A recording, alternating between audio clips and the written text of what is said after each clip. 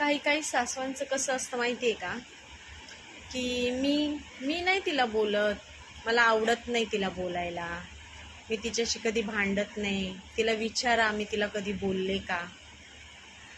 जर सासू जर सुनेशी भांडली नसती, सुनेचं बाहेर घरानं केलं नसतं, जर सुनेला चांगलं म्हणजे मुलीसारखं जर मुलीसारखं तर नाही पण थोडं 50% जर तिला सगळं तिच्या मनासारखं जर वावरलं असतं, थोडंफार एक आई म्हणून ती तुम्हाला आई म्हणते, आई ह्या शब्दाचा तुम्ही जर तिचा मान राखला असता, तर प्रत्येक घरामध्ये म्हणजे असे झगडे सुनाचे किंवा सासवांचे कधीच झाले नसते.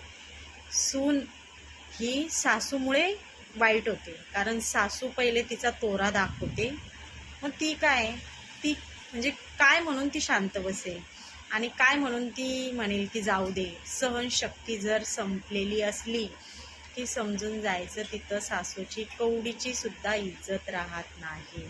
आणि सगळं घर फोडण्याचं कारण हे फक्त सासूपासून स्टार्ट होतं. नंतर मग नंदा ज्या असतात ना त्या हळूहळू येतात पुढे.